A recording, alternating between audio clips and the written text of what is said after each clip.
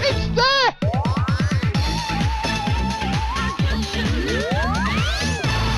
Holy moly, this one's going to go big. Hello and welcome back to the channel.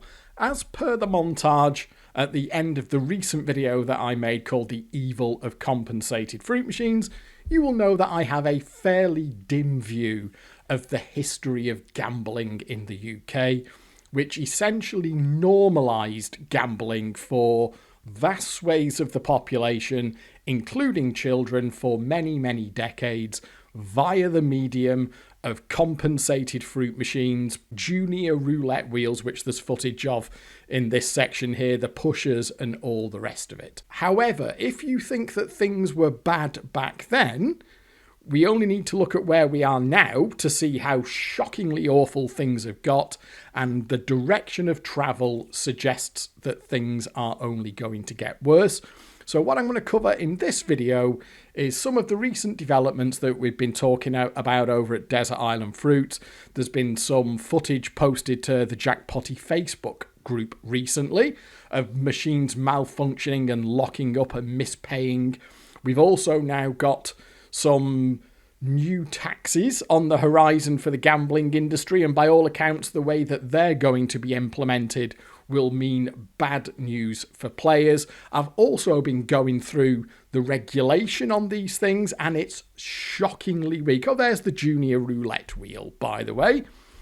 Get them started early. Yeah, that's the way to do it, isn't it? So this isn't particularly going to be a cheerful video in that regard, but I think if you're somebody who's left playing the machines, this is probably something that it's worth being cognizant of going forward. And it started with this thread over at Desert Island Fruits just a couple of weeks ago now, called, well, there's a clue in the name, called Robbing Bastards. And this was started by Boulder Dash. He actually sent me these pics on WhatsApp as well, because we've stayed in touch since he came over to visit earlier in the year, you know, messaging each other with this and that. And he sent me these screenshots, and the message that I sent back to him was Robbing Bastards, and that turned into a thread called that here at Desert Island Fruits. Now, you may have already seen these on the UK cabs. I mean, Boulder Dash stopped playing completely better part of a year ago now because he was fed up of wasting money on these things, but he kind of kept half an eye on them. And what he's looking at here is the RTP screens on £100 UK cabs. And these RTPs, you can see here, we've got 86, 86, that's the worst that we've seen, which is 83, and we've got another one there which is 84. Now, if you follow this thread down, we've got someone here who is saying that he's seen randoms on a 79% RTP. See there, Des saying, I saw a Showtime in a pub on 79% £100 JP machine with a £1 spin option. I did ask Des if he had a picture of it. He said, sorry, I didn't take one. So we don't have a picture of that, but we've definitely got a picture there of 83% RTP. That is a 17% house edge. I cannot properly convey to you what a huge house edge that is and how it's going to tear you a new arsehole. One of the things that I did off that is I went away and said, Is there something that's controlling these? Is there some regulation or legislation that's designed to protect the player from nonsense like this? Because we've all seen these ridiculous messages on the help screen, say socially responsible gambling experience, the gaming industry actively supports and works with GamCare, blah, blah, blah. And as I said there, the fuckers could be a lot more socially responsible if they weren't chucking random games out with a house edge of 17%. And as I said there, regulation my fucking arse. So I thought, well, you know what? Let's go away and read the regulation. And there's a whole load of it. You can go to the Gaming Commission's website, and if you look at, here we go, let me scroll down. I read this so you didn't have to. Look at that there. That is essentially the regulation for Category C machines. They are the £100 jackpot machines that you see in the pubs. And what I would say to you there is that that is much sound and fury signifying nothing. It's a word salad that affords you, the player, very little in the way of actual protection. And I think one of the best examples of that is in this summary here. And this is the official Gambling Commission website. This is straight from the horse's mouth. Because when I saw that, like 83%, that is just into robbery territory.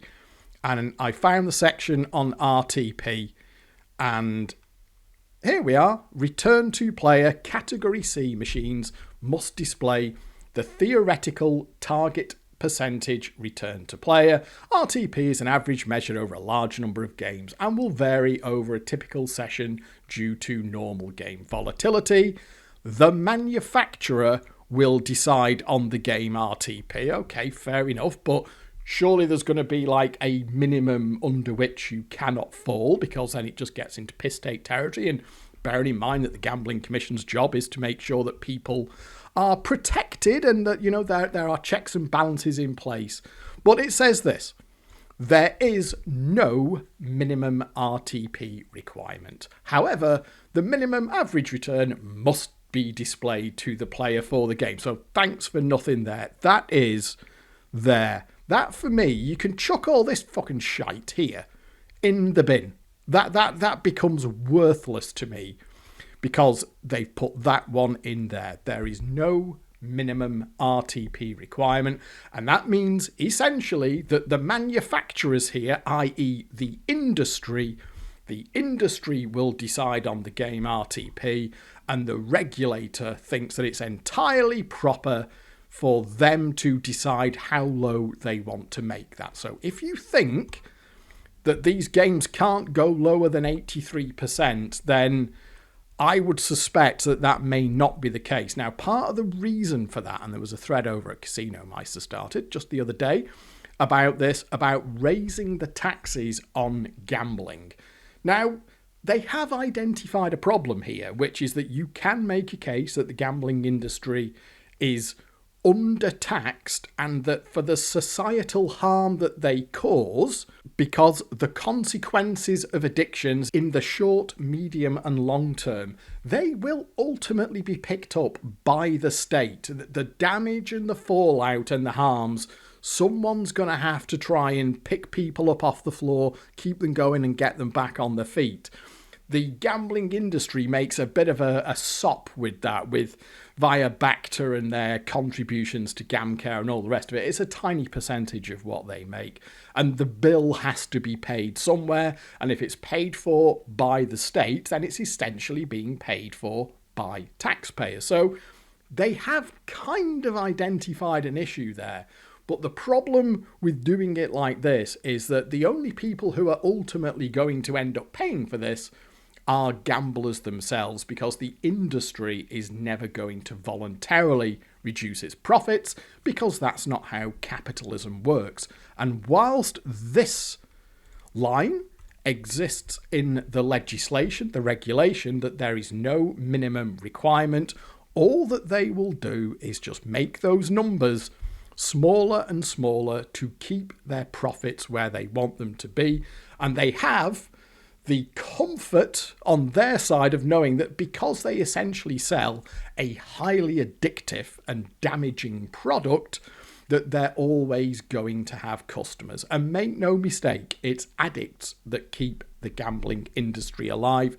There was a very good thread over at Casino Meister, it was probably about 3 or 4 years ago now, where someone was reporting from inside the industry and they'd seen the back offices for an online casino.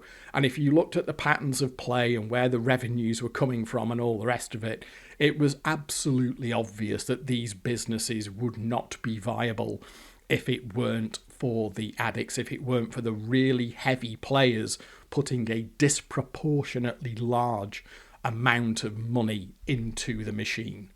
And that's if they even work properly to start with. I'll show you the video for this, but this is something that was posted to Jackpotty.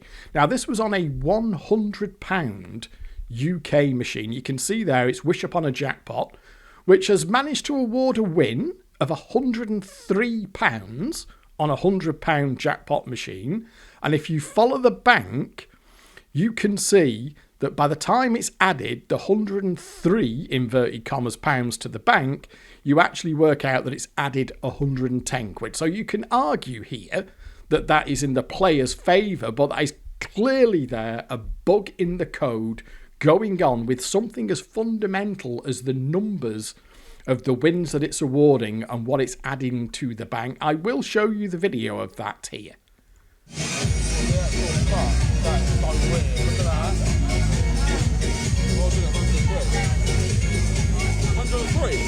How can it be 103? Let's see if it does it. Right, 1, 2, 5. Look, 100. Let's see if there's 128. Look, they can't. It's £100 jackpot. Surely not. 125. 135. What? Give me an extra tenner. Oh my god, they must have. Now, slightly less edifying for the player is this new Black Knight game. Now, there have been several videos of this up on the Jackpotty Facebook group.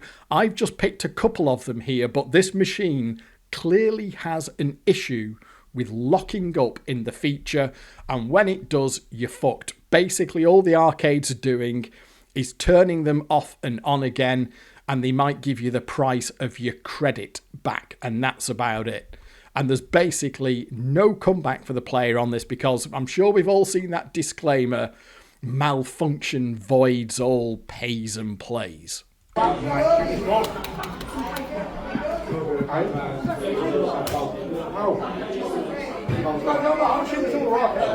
And here's another one of it going wrong. Yeah, I got a feature and it's froze. So let's start to put the pieces of the puzzle together here. We've got machines that can't count. We've got machines that are locking up. We've got a regulator that essentially says, yeah, we don't give a shit, mate. And if you can still find compensated machines out there, here is a short segment from one of Hyper's, that's Hyperlink's there, epic crawls. I do enjoy Hyperlink's videos. That guy goes out some proper sessions. So I've watched the whole thing of this two-parter, but it was just this little chunk here that made me go, fuck me, these things are so bad. So even though we've got, of course, these newer digicabs here, some of them are random, some of them are compensated. It doesn't really matter, because all you're doing is pressing start and getting the result. But just so we remember how bad £100 jackpot compensated traditional fruit machines were before they kind of largely disappeared. Clearly there are still some of them out there, because Hyper's playing one here in the pub, but just watch what this does to 20 quid. 2 years later, and they'll say they can't afford to pay us because obviously these places don't make any money, like that club, and yeah. Right, gonna jump cut and bring it back with the girl away. But it's nice to capture on camera, isn't it? We'll try all aboard and then. It's got to be very close. I should think so. I always say that. Yeah. It's got to be the next board, isn't it? It's got to be the next board. What? Well, that's a tenner. What the fuck? That's a sign. That is a sign. It's Sign that it's soaking up the money. Yeah. To shoot its load. Yeah. All at once. Still with a free bank nudges. There's not been no board. No. 15 quid. That's 20 quid nearly. What the? Oh, you did have a board there, but you know. So let's just do the timings on that. So he starts playing off those. There we are. So at 4 minutes and 39 seconds, he starts playing that 20 quid off. And here you are, just over 30 seconds later. I mean, let's be generous and call that what? Okay, so that's 35 seconds to lose £20 on a compensated fruit machine. And my take on this is that these things have been around for so long that we've never really properly questioned if they should be as ubiquitous as they are, if gambling should be this accessible, and the way that it's morphed from what it used to be in what is undeniably high stakes gambling. I don't think it's impossible to argue that that isn't high stakes gambling. That's £20 gone in 35 seconds. if it did that for another 20 quid, you could be losing like £40 in about a minute. And then if you scale that out to random games, assuming that they're not locking up, remember, random games will never owe you anything. There are some horror stories on Jackpotty of these things scything through hundreds and hundreds of pounds in a session without any trouble whatsoever. But go back to 1985 here. This is an old documentary that I was watching the other day. There's a channel that I found on YouTube that focuses on old documentaries from the 80s and 90s. I find them quite interesting. But here we are in a cafe in 1985, and just look at what we can see in the background. It's probably something that you wouldn't kind of think of today in, in your Costas, your coffee shops and all the rest of it. But back in the 1980s, this was a very, very common sight. Just have a look at the back of this shot here. Put in the hotel. Yeah. And I was very badly ill-treated. I mean... So you can see there, we had a little identifying it quiz over at Desert Island Fruits. We're pretty sure that that's an MPU3. Adders and ladders, and from a little bit later on in the same episode.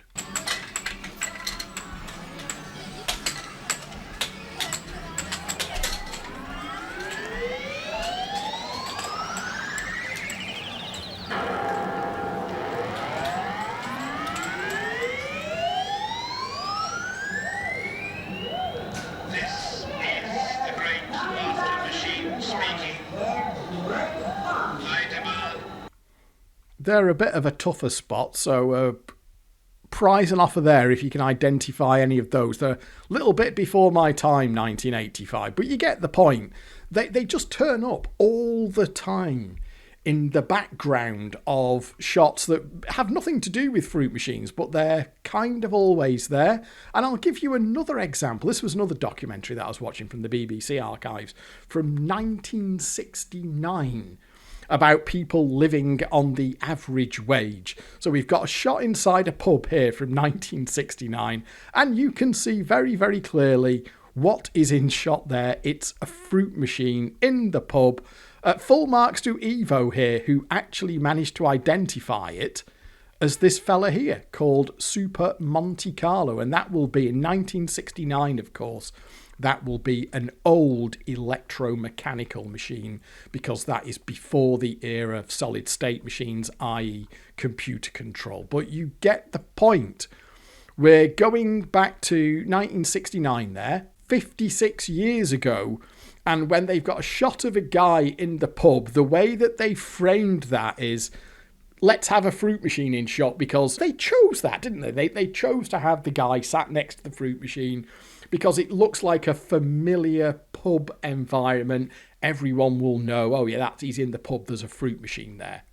And this is where we've now ended up, with this turbocharged gambling industry that has managed to evolve over time into something that can present these very high stakes. Because I think £1 a spin is a high stake for just gambling machines that can exist in arcades and pubs that you can just walk in off the street and play. And I was wondering this myself, is why are there so many of these things? Because these arcades, these AGCs, adult gaming centres they're known as, they do very much proliferate in less well-off areas. If you go to some of the leafy suburbs and the towns out there, they will not even be aware that this thing is an issue, because these AGCs essentially do not exist in those communities. And one of the things I wondered is, why are they given planning permission? Why are councils allowing so many of these things to be created and opened in town centres? Like, how many fucking arcades do you need in one town, and why are they allowed to keep opening new ones? Well, the answer to that is this. Let me just read out this section to you. The explosion in gambling premises is a huge problem in Brent, which has 81 licensed enterprises. With so many already here, I routinely object to new applications, and those objections are routinely ignored. Why? Because of the Gambling Act 2005, which has a clause called aim to permit. That essentially means local authorities have to allow them or face court cases which cost money that the councils can't afford. And yet there it is, it's our old friend, the UK Gambling Commission, the statutory aim to permit gambling. And is it just me who thinks that that sentence alone is all kinds of fucked up? But here we go. The Act places a legal duty on both the Commission and licensing authorities to aim to permit gambling. You've then got a little bit of waffle there. You can ignore the fucking waffle. The same as you can ignore all that waffle there and bring it down to that there. There is no minimum RTP requirement, and this is in a commission that has been given a legal duty along with licensing authorities. That's your local councils, and they have to, on a legal basis, aim to permit gambling. So what you have here are councils up and down the country which are incredibly strapped for cash for all kinds of reasons, and realistically they are not going to go up against your Mercurs and your Admirals, who of course have massive corporations behind them. So in simple terms here, Brent Council is not going to go up against these massive international corporations. It's a fight that they are not resourced to take on, and they're probably going to lose because of the statutory aim to permit gambling. And that's why you end up with so many of these places being created with very little in the way of checks or balances.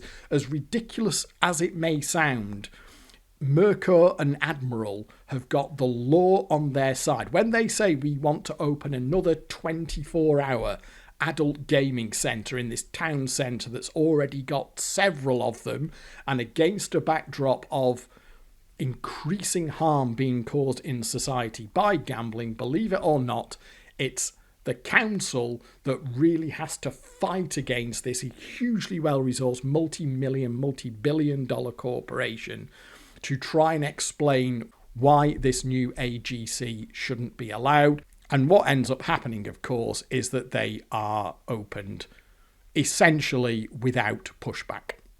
Now, there is talk, and this just turned up literally this morning as I record this video, that there is talk now of councils being given more powers to stop unwanted sites from opening. The phrase locking the door after the horse has bolted springs to mind. You've got some, you would well imagine what the stories are, what the numbers are, the losses are, and all the rest of it. There's some stories from the staff here as well. And you've got one guy here, this guy is a repairman, and he talks about it was the misery, the absolute misery. He says AGCs do everything they can to keep customers from walking out.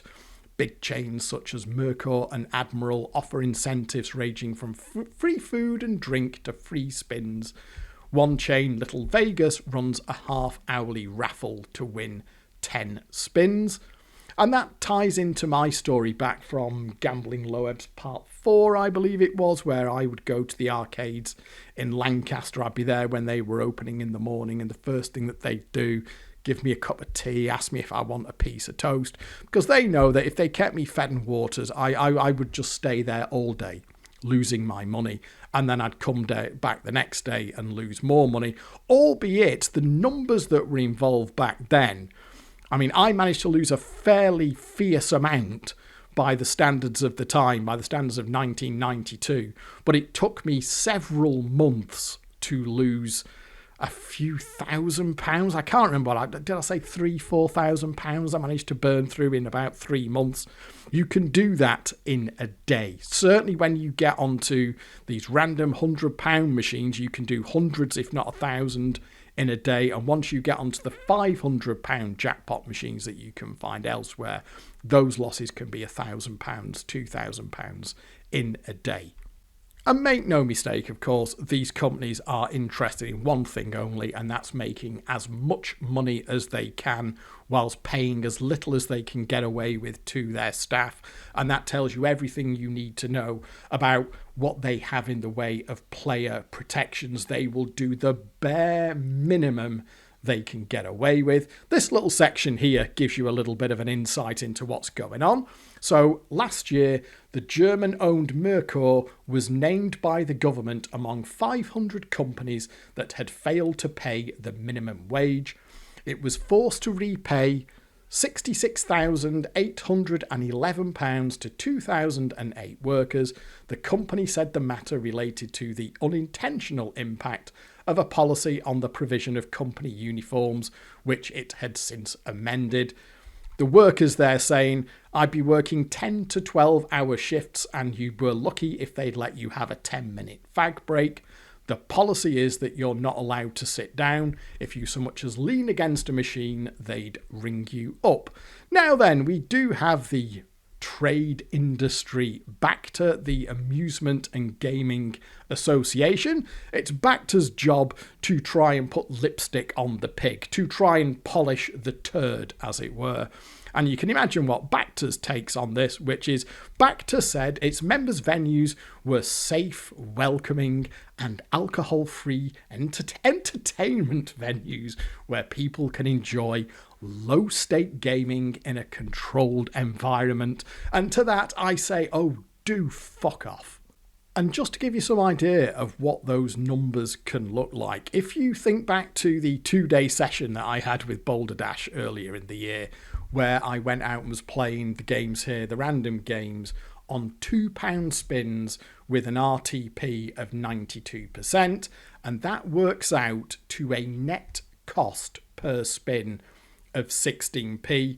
And as I discussed in that video and the random games video that followed it, that's the number that really matters to you as a player. That's why I have absolutely no patience whatsoever for all of this nonsense here and any shit that BACTA comes out, or the Gambling Commission, or for that matter, the government. Because for as long as that stipulation stands there, that the manufacturer will decide on the game RTP, and then literally the next words are, there is no minimum RTP requirement. That tells you everything you need to know about how much of a shit any of this shower of fuckers give about you, and that is absolutely no shit at all.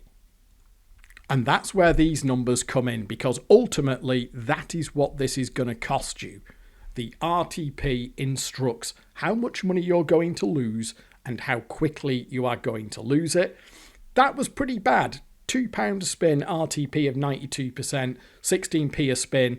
And as I worked out there, I crunched the numbers at the end of this video here. And even though I lost a chunk of cash when I was out at the pub with Boulder Dash, we actually worked out on that one that I was ahead of expected results, even though I'd lost a chunk of cash. Because that average per spin loss really adds up when you've got low RTPs. And make no mistake, 92% is already a low RTP. But have a look here at that 83% one. So just remember, let's just go back here. That one there, 83%. Now, apparently this one might be compensated. The information about whether or not this game is compensated or random should be on that screen, but it isn't. Now, that's one of the few things that the regulation does actually say, is that games should tell you if they're compensated or random. The information doesn't appear to be on that screen. It doesn't really matter, because if it is compensated, the compensation cycles for these games are so long that it is way beyond what any single player will be able to achieve in a session. So the number that you really want to pay attention to there is that 83%, because that's the thing that's going to do you. And if you have a look there, can you see a £1 spin with an 83% RTP costs you on average 17 pence per spin.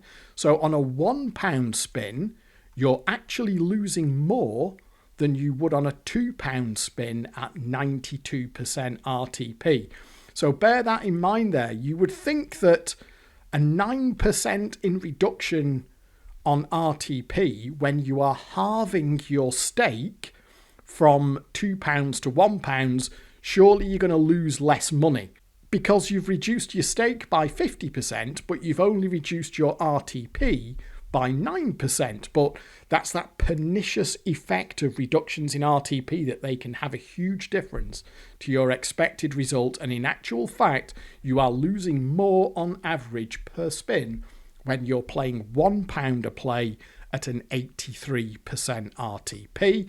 Now, my fear here is that this is only going to get worse, because when new taxes come in, unless, and we can keep an eye on this, unless that changes there, and like, I would have more patience for this if they were talking about introducing new taxes on the gambling industry, and also we're going to tighten this up here and say, you know what, fuck yous, you're not having 83, 84% RTPs. We're going to put a floor. We're going to legislate and say that you cannot run these games at anything under 90% RTP and irrespective of stake. Because that's one of the other things that pisses me off about these, is the way that when you reduce your stake, you reduce your RTP.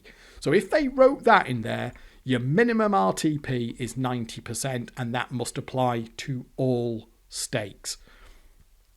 I don't think it's going to happen. And Rachel Reeves there has recently accepted an invite to appear at a gambling lobbyists event amid the tax review. Now, this is something that has been covered at great length by Private Eye. I have been subscribed to Private Eye for many, many years, and they have covered how in the year before the general election in 2024, when it became increasingly apparent that Labour were going to win the 2024 general election, that the gambling industry properly started schmoozing up to Labour. They could see the way the wind was blowing, and they wanted to make sure that they had the ear of the government. So you can well imagine the conversations that will be going on behind closed doors there. Maybe there will be some new taxes, maybe there won't be, but whichever way it ends up, the way that the gambling industry is going to try and protect its revenues is by fucking you, the player, with bullshit like this. And remember, this is before any new taxes have even been implemented. They're already going down to 83%. Like I say, I'd love to see a picture of that. I'm not saying that Des is mistaken. I'd just be fascinated to see an actual help screen that shows a 79% RTP on a £100 jackpot random game. So I suspect, folks, that this is only going to get worse from here. And for my money, probably the best thing to do is to just call it a day with these things. As you know, after I got that kicking at the pub last time, which was 300 quid in 24 minutes. It sounds ridiculous when you say it like that, doesn't it?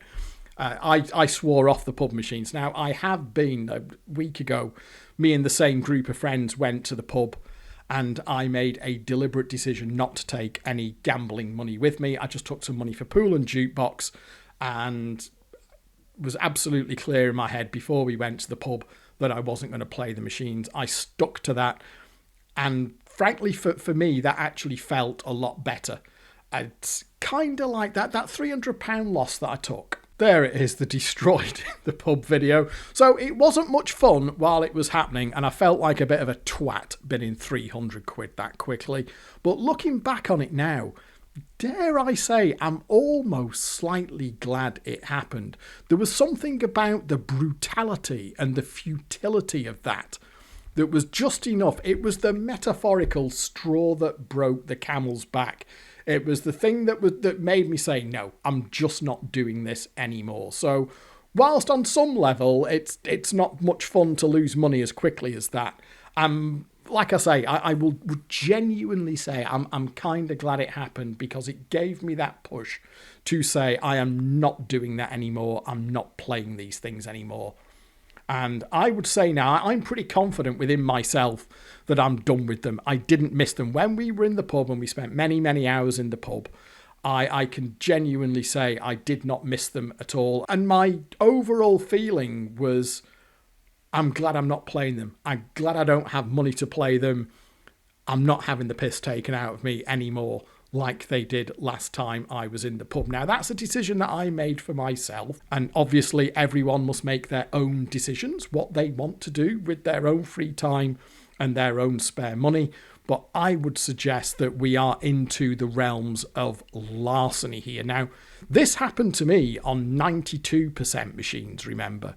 But what you're contending with in the UK now is this kind of nonsense, which, remember, will do that to you. An incredible rate of loss on £1 per spin. And also remember, of course, that these machines are fast as well. They play fast, and that's assuming that they're not going to lock up on you when you do finally get a feature.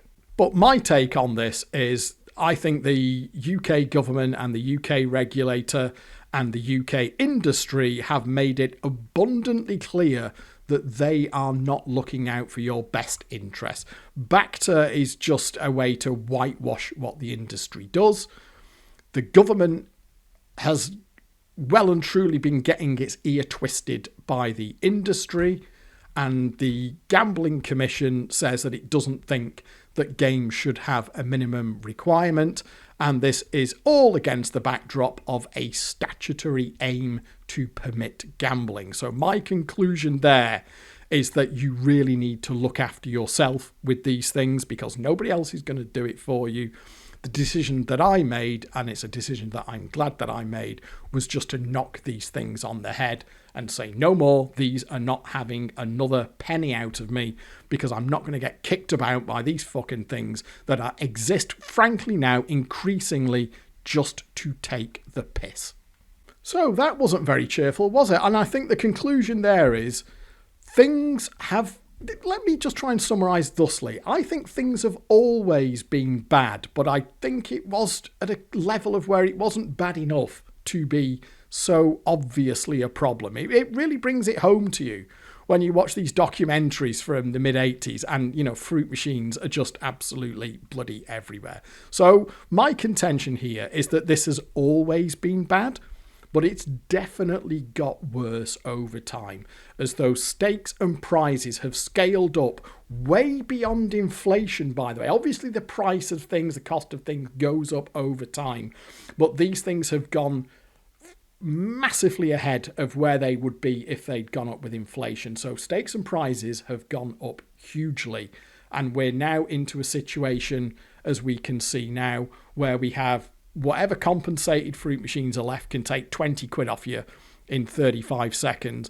And we've got increasingly malfunctioning, freezing, random or compensated games. Either way, doesn't make much difference because you're pressing start and seeing what you've got. We're in a really bad spot now. So it started off bad, it's got worse, and it's going to get worse. I do not see a world where the government and the regulator are going to get on top of this. You've got an industry that knows exactly who it needs to schmooze and where it needs to spend money to make sure it's got the ear of the people who are passing the regulations and the laws. And therefore, as players, our job here is just to get fucked. That's our role in this. Give us all your money. And remember, this is an industry that has a term for it. Let me just read you this section here. Interactions with punters can be terrifying or dehumanizing, particularly when customers play to extinction, an industry term for losing all of their money. We had a guy who won £1,500 and put it all straight back in, Jess says.